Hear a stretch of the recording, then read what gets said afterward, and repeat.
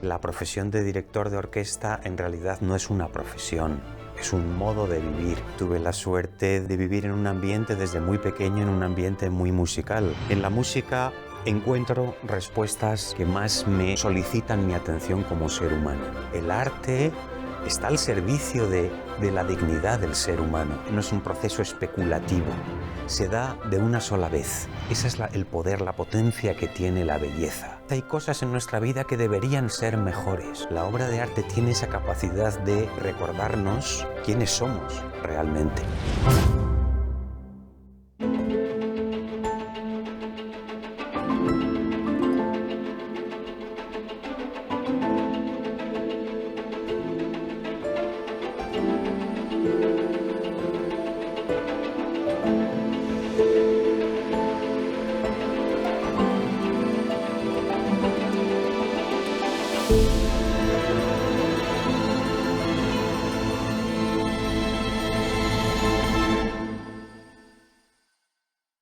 Nós estamos divididos, fraturados. E o amor, o que é o amor? Platão disse no banquete que o amor é a busca pela unidade, pela integridade que nós em algum momento perdemos. E nessa busca nós somos atraídos pela beleza. O amor, enfim, é o desejo pela unidade. Mais que isso, é o desejo por extravasar, frutificar através da beleza. Para conversar comigo hoje sobre esse e tantos outros assuntos, ele que já disse que a música pode tirar o melhor de cada um e salvando, portanto, cada um de nós, salvar o mundo. Nascido em Bilbao, na Espanha, ele é licenciado em filosofia, estudou regência de orquestra, coro e ópera na Áustria e na Alemanha, fundou e dirigiu por 15 anos a Orquestra Acadêmica de Madrid. Trabalhou como regente convidado em orquestras sinfônicas na Europa e na América Latina. É palestrante e escritor com 3 livros publicados. Um deles, chamado Inteligência Musical, publicado no Brasil em 2018. Ele também participou do documentário A Primeira Arte, da Brasil Paralelo, sobre a música e seu impacto em nossas vidas e na sociedade. Se você ainda não assistiu a esse documentário, ele está aqui gratuitamente acessível neste canal. A propósito, se você ainda não é inscrito, se inscreva no canal para receber as notificações das próximas novidades que chegarão em breve. Recebo aqui hoje o maestro espanhol Íñigo Pífano. Seja muito bem-vindo. Muchísimas gracias. Íñigo, ¿cómo você descubrió a música? Bueno, en mi caso no tiene mucho misterio, puesto que yo procedo de una familia de músicos, soy hijo de un director de orquesta. Yo tuve la suerte de vivir en un ambiente desde muy pequeño, en un ambiente muy musical. Acompañábamos a mi padre a los conciertos, nos contaba también anécdotas de los viajes, de todas las giras que hacía internacionales. Mi padre tenía una carrera musical muy dilatada y muy internacional. Y desde muy pequeño la música era un elemento en el ambiente familiar, en mi casa, que estaba siempre muy presente. Así que en realidad es una vocación que fructificó de manera completamente natural. Después de estudiar la carrera de filosofía, que me interesaba mucho, todo el tema de las humanidades y la música en diálogo con otras realidades culturales también, terminé estudiando música, dirección de orquesta y coro y ópera en Centro Europa. Muito curiosa essa mistura que você faz da filosofia com a música. Você diz, inclusive, que a música é uma forma de conhecimento, uma via de conhecimento. Pergunto a você, existem outras formas também de conhecimento? A filosofia, a própria psicologia, com suas terapias, uma forma de autoconhecimento. A religião também nos ajuda a tratar os temas mais interiores. Você acredita que a música tem alguma vantagem em relação a essas outras vias de conhecimento? Sí, es muy interesante, como dice, esa combinación entre filosofía y música, porque a mi modo de ver, tanto la filosofía como la música consisten en la hermenéutica, en la interpretación de textos. Y eso es lo que a mí más me ha interesado siempre, tanto de la filosofía como de la música. Es decir, Yo como filósofo tomo un texto del pasado de un escritor, en algunos casos son textos que tienen cientos o miles de años, y lo que hago es desentrañar, extraer el mensaje profundo y perennemente actual que ese texto filosófico encierra para hacerlo presente, cercano, contemporáneo a mis coetáneos, a los ciudadanos del siglo XXI. Pero eso es lo mismo que hago con un texto musical, lo mismo que hago con un diálogo de Platón o con una meditación metafísica de Descartes, lo hago con una sinfonía de Haydn o con una cantata de Bach. Es un texto que está, por decir así, muerto. Y yo tengo que extraer ese mensaje actual, siempre actual, como en el caso de la filosofía, y presentarlo con vida, en todo su brillo, por decir así, original, hacerlo presente a las personas, a los ciudadanos del siglo XXI. Eso es lo más interesante de esa combinación entre la filosofía y la música. Yo hablo de que la música es una vía de conocimiento por una razón muy concreta, y es que en la música, a través de la música, por supuesto también en las otras manifestaciones, disciplinas artísticas, pero en la música esto se da de manera eminente. En la música encuentro respuestas a las cuestiones que más me inquietan, que más me solicitan mi atención como ser humano. Por supuesto, las ciencias nos ofrecen conocimiento, y eso es muy importante, el avance del conocimiento, pero no pueden dar respuesta de las cuestiones que más nos importan y más nos afectan a los seres humanos, que son las que tienen que ver con el amor, con la muerte, con la trascendencia, con el sentido de todo esto. ¿De qué va todo esto?, ¿no?, se pregunta el filósofo. La música tiene esa capacidad de introducirnos suavemente, pero realmente, en todo ese ámbito, en toda esa esfera espiritual en la que uno encuentra luz y encuentra respuestas a sus más profundas inquietudes, dudas, temores. Y es una luz y es una verdad que acontecen no de manera discursiva, como pasa con la filosofía. No es fruto de un proceso de reflexión, no es una cuestión, no es un proceso especulativo. Se da de una sola vez, nos deslumbra. Ese es el poder, la potencia que tiene la belleza, que, digamos, acontece, irrumpe en nuestras vidas, a veces en nuestra humilde morada, de repente nos llena con su luz y quedamos como borrachos de verdad y de conocimiento, y de alguna manera vislumbramos el sentido de todo. Y creo que eso es lo más importante que puede aportarnos la música, por eso es una vía de conocimiento, porque comprendemos las cuestiones más profundas, que a veces se resisten a ser descritas a través de un proceso especulativo o analítico. Sencillamente se ven como un golpe de vista, como sucede con el conocimiento amoroso. No hay ninguna ciencia que pueda dar respuesta a la pregunta de ¿y tú por qué me amas?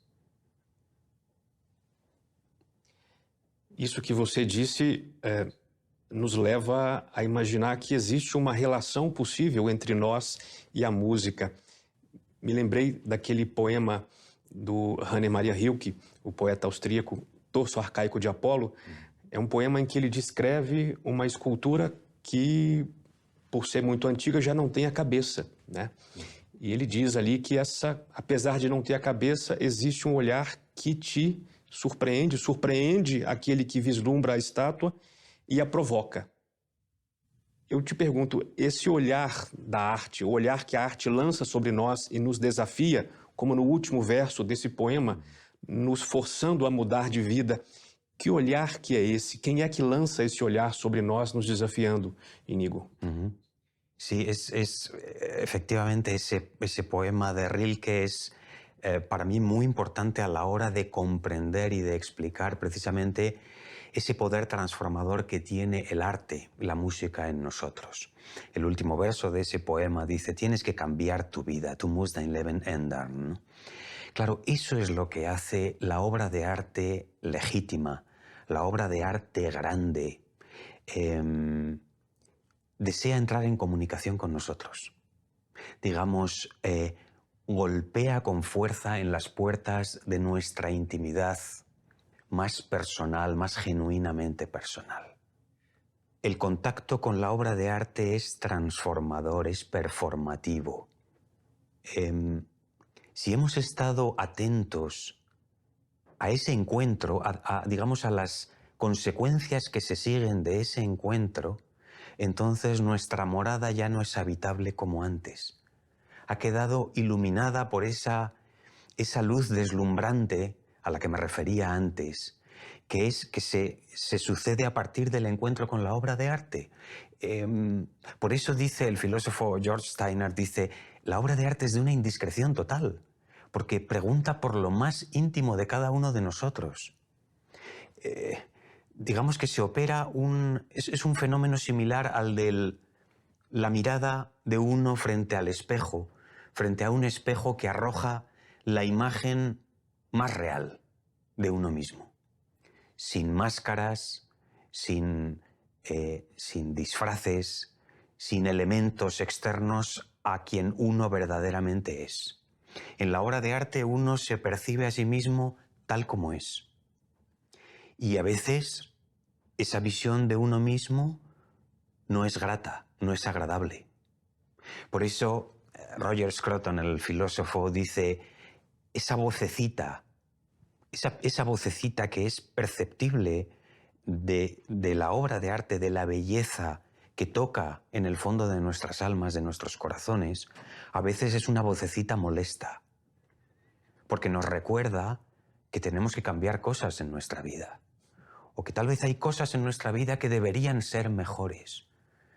Ese es un asunto muy serio, en el que yo creo que la gente no repara suficientemente. La obra de arte no solamente es algo que hace nuestra vida más admirable, más bella, más hermosa. Indudablemente, cuando uno visita un museo o acude a una sala de conciertos, está asistiendo a algo que, de alguna manera, nos da dignidad. La cultura nos da dignidad, es propia del ser humano. Pero yo voy todavía más lejos. La obra de arte tiene esa capacidad de alguna manera, sacudirnos con fuerza y recordarnos quiénes somos realmente. Demostrarnos el yo de cada uno de nosotros más real y más profundo. Y eso muchas veces exige una respuesta y un cambio de actitud, un cambio de vida. Por eso es transformadora. Você é maestro, correto? Em Espanha se diz diretor de música, sim? Sim. Qual é a maior virtude do maestro, na sua opinião? Yo pienso que la mayor virtud, la más importante, tendría que ser la humildad, que habitualmente no es. Dice, si vamos viendo individualmente a todos los maestros, directores de orquesta, yo no diría que la humildad es la virtud más presente en los grandes directores de orquesta. Y sin embargo debería ser. ¿Por qué digo esto?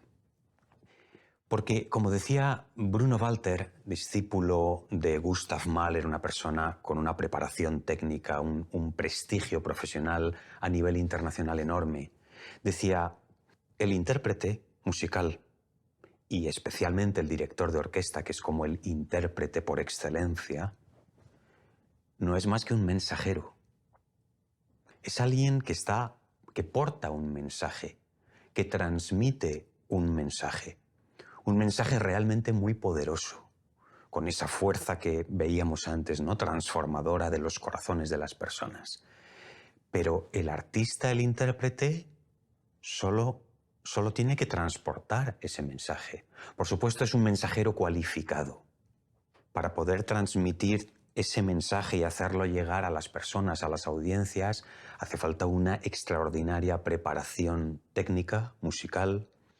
Hace falta tener dotes de liderazgo, hace falta ser un gran inspirador de los músicos, hace falta también ser un gran vendedor de la música, de lo que estamos haciendo, precisamente de la grandeza que tiene el trabajar con este material que es tan transformador. Claro, para ser director de orquesta hay que dominar una serie de competencias absolutamente transversales. Hay que tener también una autoridad y un peso interior y don de gentes y conocer en profundidad el corazón humano. Todo esto hace entender o ayuda a entender que la profesión de director de orquesta en realidad no es una profesión, es un modo de vivir. Por lo tanto, no hay ningún conservatorio en el mundo ni ninguna universidad de música en la que se nos pueda transmitir todo esto. Al final se trata de vivir la vida de una determinada manera y de tener grandeza. Un término que me parece absolutamente clave. El propio Bruno Walter decía lo mismo. Interpretar música consiste en tener grandeza para transmitir grandeza. La grandeza exige la humildad. Solamente es grande quien es humilde. Si no se es humilde, entonces no se es grande. Se puede ser grandilocuente, se puede ser poderoso, pero no, la grandeza tiene que ver con la humildad. Para mí la grandeza y la humildad van de la mano. Y son las dos características fundamentales de un gran director de orquesta. Quem são suas referências na música? Son muchas. Por supuesto, en la interpretación musical, todos aquellos directores de orquesta que entienden la música como la entiendo yo. Y creo que esto no es la mayoría. La mayoría no responde a este ideal de la música. Para mí la música es sobre todo servicio. Servicio. Insisto, la mayoría de los directores de orquesta lo ven de otra manera. Ven la música a veces como una plataforma de autoafirmación. Porque la carrera de director de orquesta es una carrera en la que hay un ambiente pues, de sofisticación y de glamour y te pone en contacto también con las personas y las instituciones que manejan las estructuras humanas, ¿no? Pero todo eso para mí es completamente secundario. La música es servicio. Yo como director de orquesta, como intérprete, me siento un servidor de mis contemporáneos, de mis coetáneos. Yo tengo que ser muy riguroso, muy profesional y muy honrado para poder presentar a las personas que acuden a los conciertos esos mensajes de las sinfonías de Beethoven, de Brahms o de Dvorak o de Mahler en su maravillosa y preciosa integridad, sin añadir nada de mi parte, nada que no haya que añadir a la obra. Yo solamente tengo que aportar mi espacio interior, mi espiritualidad, mi modo de entender el mundo y de entender lo que son las relaciones humanas, todo eso al servicio de la interpretación musical.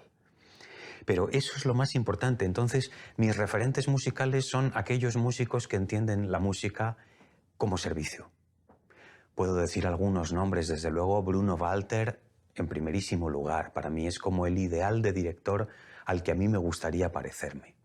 Una persona tan reconocida en el panorama musical por su preparación, como decía antes, discípulo de Mahler, estrenó sus obras póstumas, la Novena Sinfonía, la Canción de la Tierra, gran pianista, gran divulgador musical, pero tan importante era su reconocimiento musical como su humildad.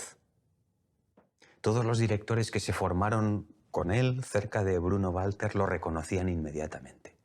Esa manera que tiene de trabajar con los músicos, de hacer que todos se sientan formando parte de un todo, no tocando bajo su dirección, sino con él, haciendo música juntos.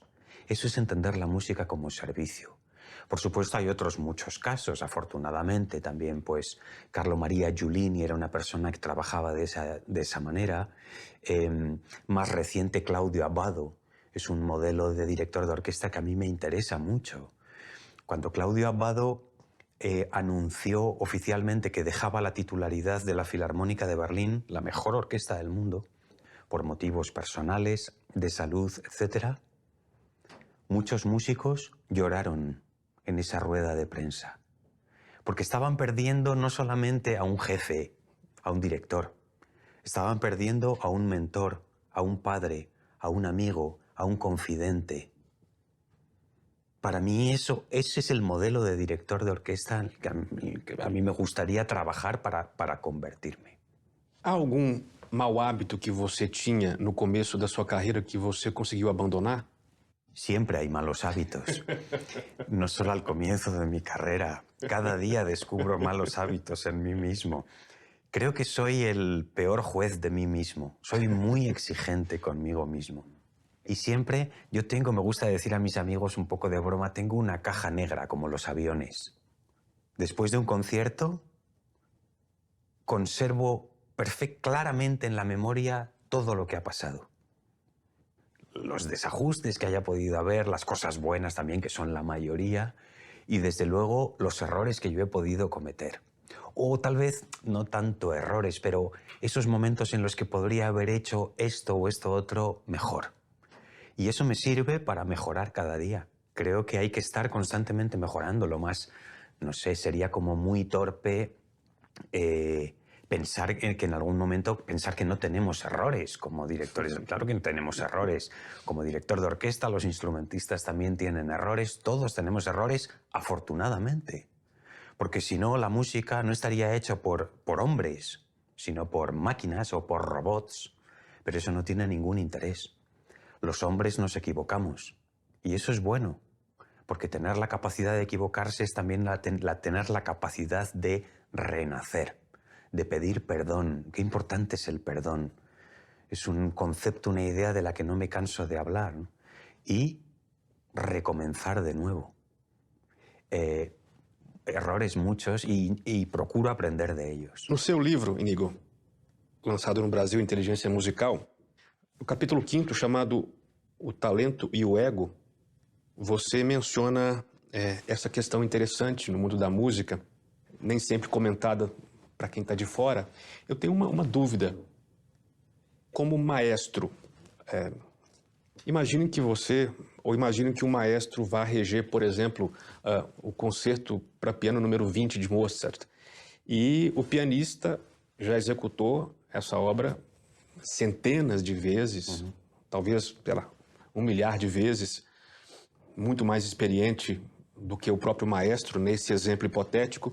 Imagine que surja ali uma divergência sobre a interpretação. Eu tenho dúvida em relação a quem é que decide, nesse caso, qual vai ser o andamento, qual vai ser, enfim, como o pianista vai conduzir a sua própria obra. O maestro tem esse poder, essa autoridade de dizer faça assim ou não faça assim para dar harmonia ao conjunto, ou na prática costuma haver um ajustamento entre essas duas, digamos, autoridades. A autoridade do maestro, que é a autoridade técnica, quer dizer, a autoridade formal, e a autoridade, digamos, musical, que pode eventualmente ser do pianista. Como funciona essa divergência hipotética? No es hipotética, es real. Real. Nos la estamos encontrando cada día los directores de orquesta en nuestro trabajo. Así pues no me la tengo que imaginar, la he vivido miles de veces. Sí. Bueno, aquí hay diferentes cuestiones que hay que tener en cuenta, ¿no? En primer lugar, al menos tal como yo lo entiendo, cuando a mí me corresponde acompañar un concierto con solista, creo, así lo vivo yo, el principal protagonista es el solista. Y por lo tanto, si hubiera algún tipo de conflicto en la propuesta sobre la interpretación, yo tiendo a aceptar la suya, su propuesta, como solista. Me parece que eso es lo más correcto y honrado por mi parte. Él es un solista, estamos interpretando un concierto para piano, pongamos por caso, y orquesta, y mi papel es el de acompañarle, junto con la orquesta, de la manera más perfecta, correcta y musical posible. A veces es cierto que la propuesta de un determinado solista, puede ser un pianista o puede ser un cantante o una cantante, va en contra del sentido musical de la obra. Entonces es cuando de repente se suscita algo, una situación que es conflictiva.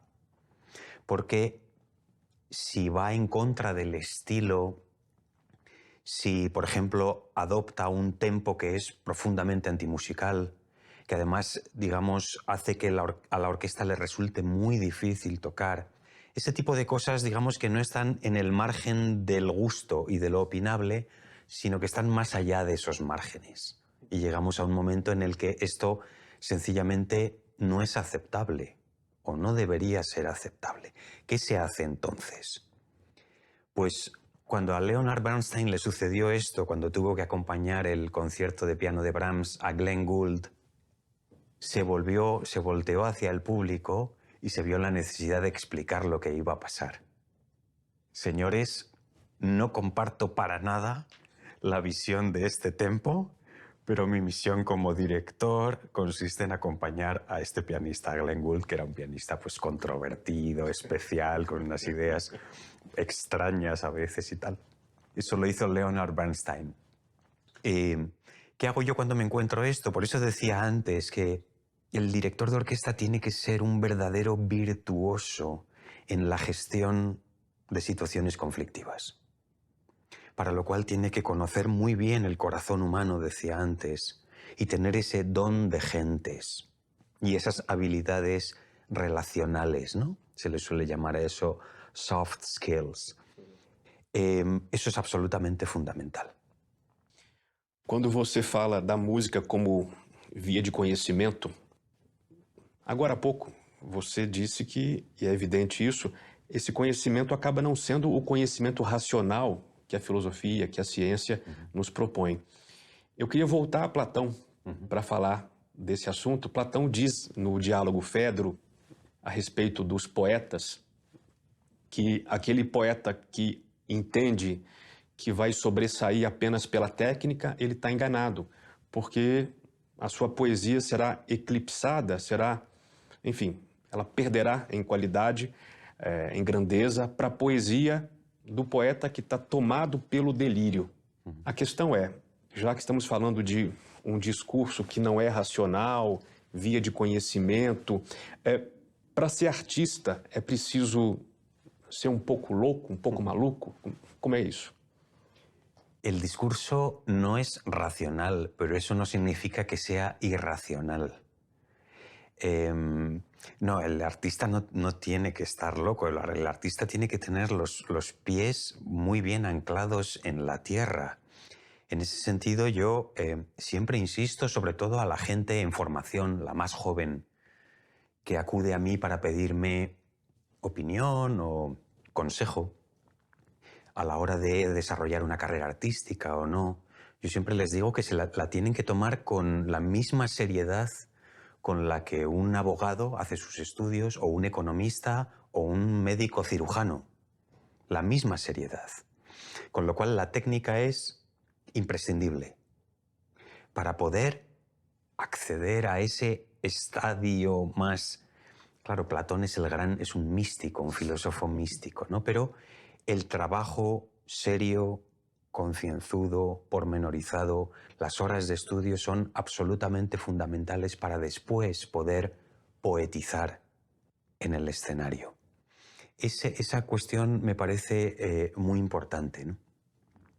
Claro, la música como vía de conocimiento, como una verdad, a mí me gusta explicarlo como con la figura de... Es una verdad de tipo amoroso. La verdad que nos arroja la poesía, cualquier manifestación artística, es una verdad de tipo amoroso.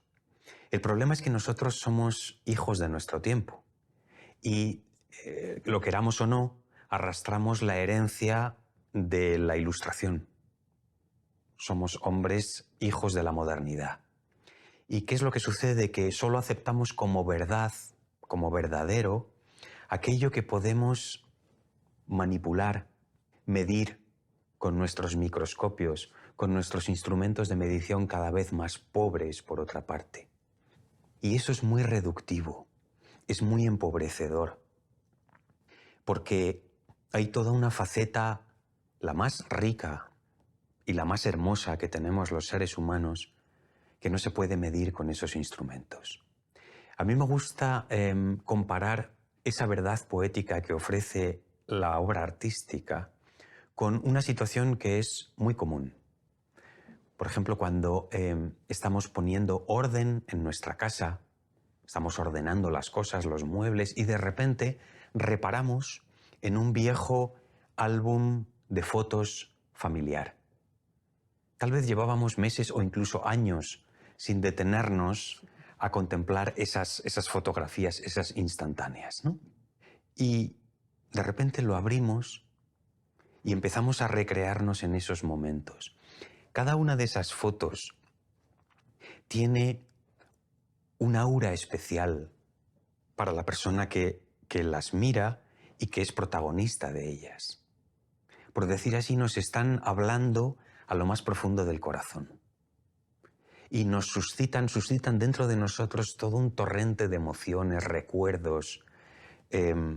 Aquí esta foto corresponde al verano que pasamos hace 5 años con unos amigos, una familia, y entonces en ese momento vino uno de los hijos y están llenas de verdad. Esas fotos tienen como una irradiación especial que solamente puede captar la persona que es protagonista, o dicho de otra manera, la persona que tiene con naturalidad, familiaridad con esas fotos. Si yo las veo desde fuera, si yo me acerco a tu álbum familiar y lo veo desde fuera, solamente puedo juzgar lo estrictamente técnico. El encuadre, el color, están un poco borrosas o el enfoque no es correcto, pero eso a la persona que está implicada en ellas no le importa. Eso es lo que pasa con la obra de arte. Exige familiaridad, con naturalidad. Porque cuando eso es así, la obra de arte tiene un brillo, un aura especial. En el conocimiento amoroso sucede lo mismo. Las cosas de la persona amada, su coche, su casa, la calle en la que vive, todas esas cosas tienen un brillo especial que solamente puede captar el amante. Si el amor es traicionado, ese brillo desaparece súbitamente. Como dice el poeta español Manuel Machado, dice en unos versos muy hermosos, tu calle ya no es tu calle, que es una calle cualquiera, camino de cualquier parte. Cuando el amor ha sido traicionado, entonces todo aquello que estaba revestido de un aura, de un brillo especial, desaparece. Ya no es tu calle, es una calle más dentro de la ciudad. Eso es lo que pasa con la obra de arte. Por eso es tan importante la educación artística, la formación artística, enseñar a las personas que tienen que adquirir esa connaturalidad, esa familiaridad, para que la obra de arte en su contacto con ellas tenga ese aura especial, ese brillo especial como tienen las fotos del álbum familiar. En ese momento, esa obra de arte, esa sinfonía de Brahms o ese cuadro de Leonardo, ya no serán unas obras anónimas o unas obras ajenas a mí, más o menos hermosas, sino que serán realidades que me hablarán de tú a tú al corazón y que me llenarán de sentido, que me darán mucha luz y me arrojarán verdad. Você fala dessa connaturalidade que nos auxilia a usufruir da obra de arte como se fosse um espelho que ressoa a nossa própria imagem. Isso pode ser educado? Isso pode ser objeto de educação? Como é que se faz isso? Porque me parece evidente que muitas pessoas não conseguem encontrar ressonância na arte. Sí, es un problema profundo de un mundo como el mundo en el que vivimos. A este respecto decía Jean Clair, el que fuera director del Museo Picasso de París, decía, ¿qué se puede esperar de una sociedad en la que los dioses han desertado? Creo que ese es el verdadero rostro del problema, ¿no? Y también el propio Pascal decía, el problema de un mundo como el actual es que las personas no son capaces de estar en su habitación sin hacer nada. Hay como una necesidad de movimiento, agitación, entretenimiento. Hay un terror visceral al silencio, al vacío, a la reflexión, a quedarme solo con mis propios pensamientos, yo solo, testigo de mis propios pensamientos, de mi mundo interior. ¿Cuál es el problema? El problema es una gran falta de lo que podríamos llamar espiritualidad en sentido amplio.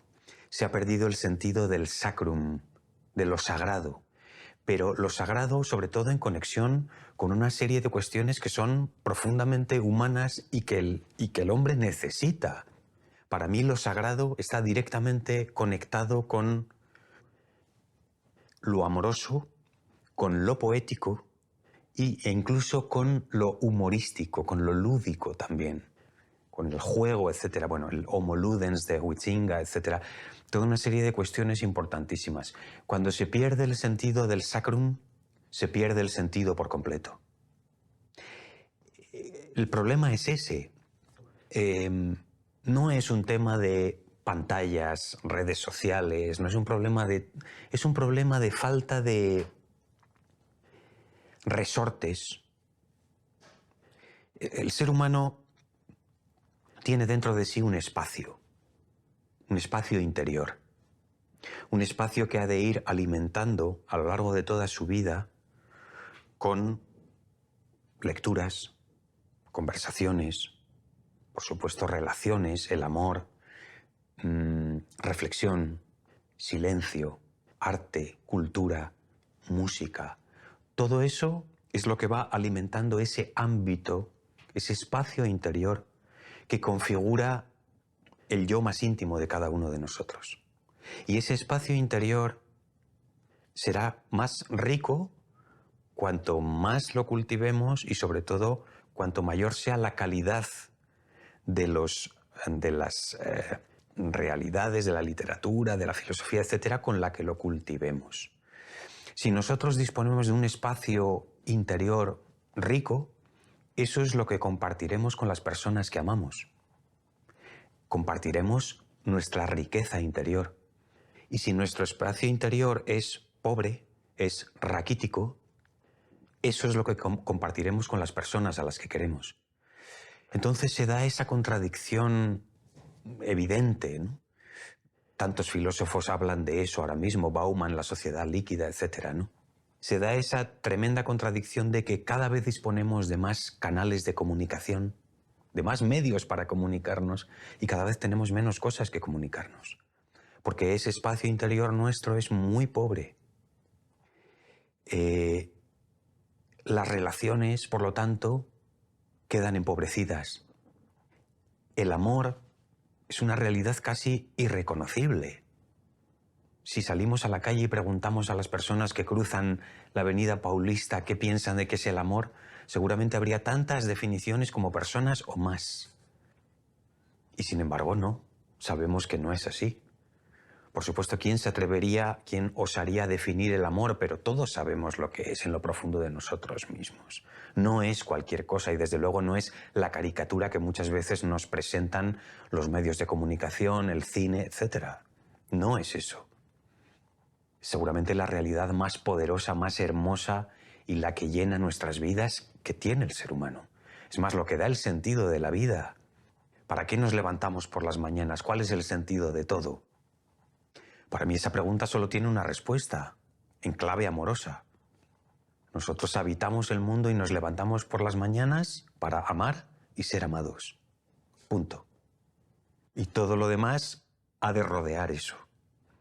Entonces, el problema de un mundo como el actual, y por eso se hace imprescindible y urgente una labor de formación, una gran labor de educación, es que las personas han perdido ese sentido de lo sagrado, esa conciencia de tener un espacio interior que han de alimentar cada día. Vemos personas vacías por todas partes, ¿no? Y lo que tenemos que hacer es trabajar para ofrecer, aportar una visión que sea deslumbrante, que enamore a las personas. O sea, volver a reconquistar la idea de que todo eso nos hace muy grandes por dentro. E como nos hace grandes por dentro, nos hace mais felizes. Você falou que nós acordamos todos os dias para amar e ser amados, né? Essa questão afetiva me lembrou uma canção popular brasileira, um samba brasileiro muito antigo. É engraçado, mas vem a calhar, que diz o seguinte, o cantor está se lamentando, né, e diz: ninguém me ama, ninguém me quer, ninguém me chama de Baudelaire. Ou seja, ele quer ser visto, ele quer ser amado, quer ser admirado, né? Essa dimensão afetiva de fato parece que explica muito do ser humano, né? Você disse já, Iñigo, que a arte ela tem a capacidade de nos embriagar, né? Eu fico me perguntando que, por esse aspecto da arte, muitas pessoas acabam entrando um certo fascínio, não só pela arte em si, mas pela beleza, né? Como transcendental. Você até brincou que a embriaguez talvez pudesse ser um dos transcendentais, junto com a beleza, a verdade, né? A bondade. Só que é claro que existe um risco nesse fascínio pela beleza, né? A sociedade hoje em dia tão sexualizada, me parece que o risco passa um pouco por aí, né? Eu não tenho certeza disso, fico pensando, filosofando comigo mesmo. Esse risco do fascínio pela beleza desregrada, como é que você vê isso? Es un tema muy complicado y desde luego fascinante. Sí, efectivamente yo le dediqué mi primer libro a esta cuestión, ¿no? El libro titulado Ebrietas. Y precisamente una de las ideas sobre las que escribo más en ese texto es sobre la necesidad de diferenciar muy bien ese arrebato orgiástico del que hablaban ya los filósofos clásicos, ¿no? Que no tiene nada que ver con esa ebriedad bajo la amorosa disciplina del logos. Es ebriedad, pero es también inteligibilidad, inteligencia, comprensión. Es una ebriedad, yo la llamo así porque efectivamente estamos hablando como de un lenguaje ebrio, como el movimiento de unos bailarines sobre el escenario. El movimiento de unos bailarines en el escenario no se parece al movimiento de las personas que caminan por una calle de una ciudad. Es un movimiento ebrio, no se dirigen hacia ningún lugar. El propio movimiento ya es lo que lo dota de sentido, ¿no? Esa es la danza, que es hermosa. La danza es el movimiento del cuerpo precisamente con esa carga, digamos, de ebriedad, de belleza artística, ¿no? Por eso es tan importante diferenciar, porque muchas veces los manipuladores de conciencias, los falsos artistas, y sobre todo en un mundo como el actual es tan fácil la falsificación, la propuesta que denigra. A veces se habla de al arte se le permite todo. Sí, al arte se le permite todo. ¿Cómo se le va a permitir todo al arte? O sea, eso lo único que hace es dar pie, primero, a las más estrafalarias propuestas, pero también a veces a pisotear la dignidad del ser humano. No puede ser. El arte está al servicio de la dignidad del ser humano. Es más, su misión más esencial y más digna es la de reconocer la dignidad del ser humano. Tú puedes hacer una propuesta artística, pictórica, claro, el cuerpo humano, ¿cómo representas el cuerpo humano en el arte? Es un tema fascinante, porque puedes hacerlo de manera que reconozcas su enorme dignidad y por lo tanto en la contemplación de esa pintura o de esa propuesta artística, todo eso extrae de ti lo mejor y te lleva a entrar en esos ámbitos, en esas esferas de espiritualidad y a sentirte una persona muy agradecida por la belleza de todo lo que nos rodea. O tú puedes presentar el cuerpo humano de una manera que denigra al hombre y tira de nosotros hacia abajo, porque es limitadora, es opresora, y a veces incluso puede ser eso, denigrante, como que toma nuestra dignidad y la empieza a arrastrar por el barro, ¿no? Por eso hay que estar dotados de criterio. Es importantísimo, más hoy en día, en el que, insisto, momentos como ahora en los que es tan fácil que los manipuladores de conciencias o las personas que manejan las grandes corporaciones, etc. Es que la persona que está dotada de criterio es muy peligrosa para el que quiere manipular conciencias, para el ideólogo. Es muy peligrosa.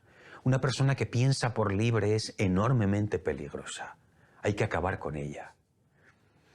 Y nosotros sabemos que es justo lo contrario. lo que tenemos que hacer es, a través de esa labor de formación, el concepto de paideia de los clásicos, ¿no? La educación, la formación, lo que tenemos que hacer es dotar a cada una de las personas de criterio, juicio, capacidad de autogestión, capacidad de discernimiento. Todo eso es absolutamente fundamental. Por eso, en la educación de los niños y de los adolescentes, a mi modo de ver, esta sería una cuestión primordial en los colegios y en las escuelas. Y por desgracia esto se está perdiendo, porque el colegio, la escuela, se ha convertido en un lugar en el que los niños y los adolescentes adquieren destrezas. Inglés, matemáticas, saben manejar el iPad, las tablets, etc. Pero, a mi modo de ver, el colegio, la escuela es el lugar ideal, y por supuesto también la universidad, para que los niños comiencen a aprender a encontrar respuestas, para lo cual tienen que ser capaces de formularse preguntas. Si de los sistemas educativos eliminamos las humanidades, cosa que estamos viendo, por ejemplo, en Europa, en España, en mi país, se eliminan las humanidades como algo que no interesan, porque no te hacen competitivo en el mercado laboral. ¿Y qué importa eso? Ser competitivo en el mercado laboral va por otro sitio. Las humanidades te dan algo más importante. Te enseñan a conocerte quién eres realmente. Eso es lo más importante. Entonces, se hace necesaria esa labor de formación, esa labor de educación, ¿no? Para poder distinguir entre, como me decías, ¿no? Entre la propuesta de valor y aquello que extrae de nosotros lo peor. A veces es difícil, pero hay rasgos que son muy claros, definitorios de qué es verdadero arte e qué não é. Inigo, eu queria trazer aqui uma relação entre a literatura e a música. Parece que uma arte ajuda, de algum modo, a compreensão ou o acesso à outra. Mas antes, uma pergunta relacionada à criação artística. André Gide, que é um escritor francês, ele dizia, é engraçado, é uma frase humorística, mas me parece que tem algum sentido, ele disse que com bons sentimentos se faz má literatura. Eu pergunto, para a criação artística, os bons sentimentos têm algum valor? Porque para a literatura parece que não. Para a literatura, aquela pessoa que está muito bem intencionada vai criar uma obra de arte água com açúcar, como se diz aqui no Brasil, que não vai gerar interesse. Isso pode ser até um pouco perverso, mas a frase dele pode ser compreendida num bom sentido. A música, se faz música com bons sentimentos? Es muy interesante la relación entre la música, la literatura y las demás artes. Claro, el diálogo con los grandes nos hace grandes. Por eso es muy importante rodearse de muchos y buenos libros, de mucha y buena música, adquirir el hábito y también incluso integrarlo en el propio ambiente familiar, de visitar exposiciones de pintura, de ver buen cine. Todo eso es importantísimo porque eso lo que hace es facilitarnos esa connaturalidad, de vivir en un ambiente en el que lo que se respira es algo siempre grande. Por supuesto, compatible con momentos de entretenimiento, de esparcimiento, etc. Todo eso. Los buenos sentimientos en sí mismos no generan nada. Los buenos sentimientos, quiero decir, son algo deseable en el sentido de que es importante y es bueno ser buenas personas, pero lo verdaderamente importante para un creador artístico es la ciencia, es la experiencia, es el trabajo, esa frase que tanto se utiliza, ¿no? Se dice se le atribuye a tantas personas, a Oscar Wilde y a otros, ¿no? De la creación tiene un 99% de transpiración y un 1% de inspiración, ¿no? Al final es trabajo, concienzudo, oficio, horas, formación, etc. Por supuesto, Los buenos sentimientos son importantes en un sentido, y es que cuando una persona no solamente tiene ese trabajo, lo cultiva, y esa inspiración y ese genio, sino que además es capaz de transmitirnos a través de esa obra grandes ideales, lo que es compatible a veces con conductas reprobables. Lo grande que tienen escritores como Tolstoy o Dostoyevsky es que son capaces de hablarnos de valores imperecederos a través de la descripción de conductas que son absolutamente lamentables. Para mí esos son los buenos sentimientos, no los buenos sentimientos del buenismo, de la buena voluntad. Con eso realmente no se llega muy lejos, sino lo propio de los grandes es esa capacidad de mostrarnos caminos que nos enriquecen, propuestas que nos hacen grandes por dentro, incluso, como decía, aunque estén describiendo conductas que son completamente reprobables. Es más, la mejor literatura se apoya en conductas lamentables y en personajes que no son para nada ejemplares. Pero el artista de valía es el que es capaz de, partiendo de ese humus, hacernos uma proposta de valor que nos enriquece, que nos hace grandes. Eu tenho a impressão que a literatura ela pode servir em alguns momentos como ponte para acesso à música erudita.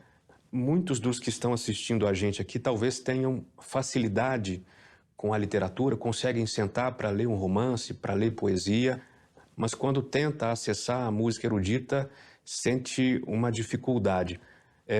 Existem certos livros que nos ajudam a compreender, a dar vida à música. Por exemplo, me lembro quando li A Montanha Mágica, do Thomas Mann, fui acessar, na parte final, faz menção a uma canção do Schubert, que para mim ficou muito marcada como o tema daquele livro, digamos assim.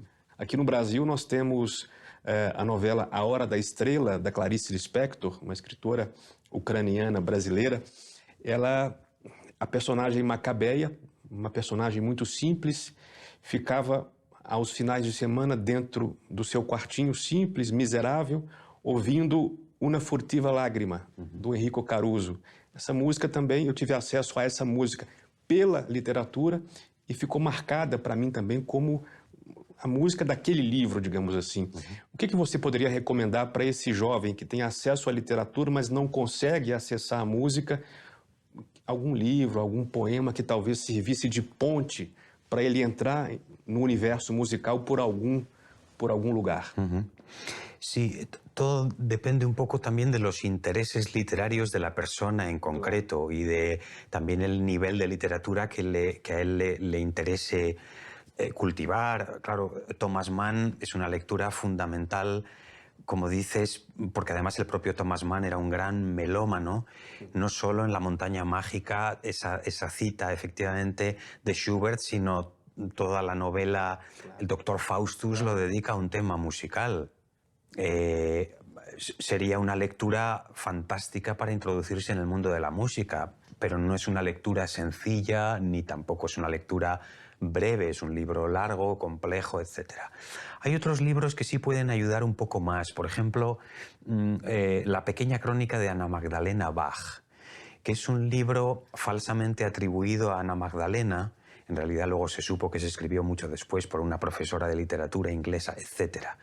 Pero es un libro tierno, es un libro bonito que recrea los recuerdos de la segunda esposa de Johann Sebastian Bach, del ambiente familiar, del modo en el que lo descubría en su cámara, en su lugar de estudio, cuando estaba componiendo la Pasión según San Mateo, por ejemplo, con lágrimas en los ojos. Creo que es una lectura también que puede ser amable, que puede invitar a introducirse en el mundo de la música. Claro, la música es la disciplina artística quizá más abstracta que hay. La poesía también lo es, de tal manera que yo creo que un lector de poesía tiene más facilidad para acceder al mundo de la música que un lector de ensayo o de narrativa estrictamente. La poesía también requiere de una preparación y una cercanía, digamos, hacia una realidad más abstracta, alejada de las cuestiones cotidianas. En fin, hay varios libros. También, por ejemplo, Kazuo Ishiguro, el escritor japonés de formación británica y tal, tiene algunos libros en los que toca el tema del jazz. En fin, hay bastantes libros que tocan el tema musical y que pueden servir, pienso, para todas aquellas personas que quieran, a través de la literatura, introducirse en el mundo de la música. Caminhando para o final da nossa entrevista, eu queria abordar brevemente o projeto que você conduziu, a Kiss for the World, em que você levava a Nona Sinfonia de Beethoven para presidiários, para pessoas hospitalizadas, pessoas mais vulneráveis. Eu queria que falasse um pouquinho sobre esse projeto e, especialmente, o que você acha da vulnerabilidade dessas pessoas como facilitador do acesso a elas à música. Quer dizer, a vulnerabilidade de certas pessoas, como essas a quem você levava a Nona Sinfonia, ela ajuda ou é um desafio para usufruir da boa música? Sí, el proyecto Kiss for All the World es una iniciativa preciosa en la que tuve la suerte de trabajar durante varios años. Pusimos en marcha esta idea que era como una gran cruzada para sacar la música culta, entre comillas, de los escenarios tradicionales y, por decir así, democratizarla.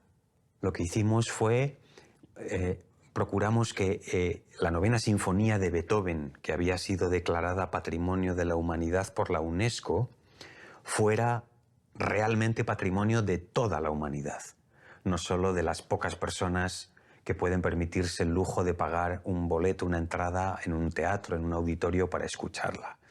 Y por lo tanto, lo que hicimos con este proyecto fue interpretarla para colectivos vulnerables en escenarios completamente fuera de lo convencional. En cárceles, en orfanatos, en centros de acogida de refugiados, hospitales psiquiátricos. Es una belleza. En el canal de YouTube de nuestro proyecto se pueden ver los documentales en los que se recogen esas imágenes maravillosas, ¿no? Nada hay más hermoso que esto, que es demostrar que esas personas no son solamente estómagos a los que alimentar, sino que son personas y por lo tanto dotadas de dignidad y de grandeza. Y la cultura y la música y Beethoven reconocen esa grandeza. La vulnerabilidad, por supuesto, era un reto para nosotros también porque estábamos acercando una música muy elevada, muy culta, a personas que no tenían familiaridad, ni formación, ni jamás habían escuchado semejante cosa. Pero nos sorprendió porque, lejos de que eso supusiera un impedimento, al contrario, muchas veces esas personas tan vulnerables, por el motivo que sea, de salud, de posición social, de lo que sea, tienen su corazón mucho más abierto para la belleza, para las realidades espirituales. En algunos casos yo me atrevería a decir que muchas de esas personas comprendieron mejor la Novena Sinfonía de Beethoven que el público que puede acudir al Carnegie Hall de Nueva York o a la Philharmonie de Berlín. Porque en el fondo esa música está hablando de algo que ellos viven con total naturalidad.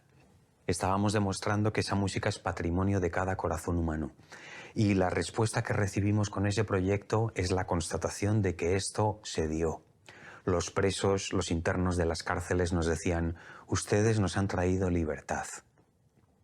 Los enfermos del Hospital Oncológico de Panamá se abrazaban a nosotros y lloraban con esa despedida hermosa de este mundo. A algunos les quedaban días o semanas de vida y se despedían de este mundo con la Novena Sinfonía de Beethoven y una rosa. Les habían regalado una flor en el hospital.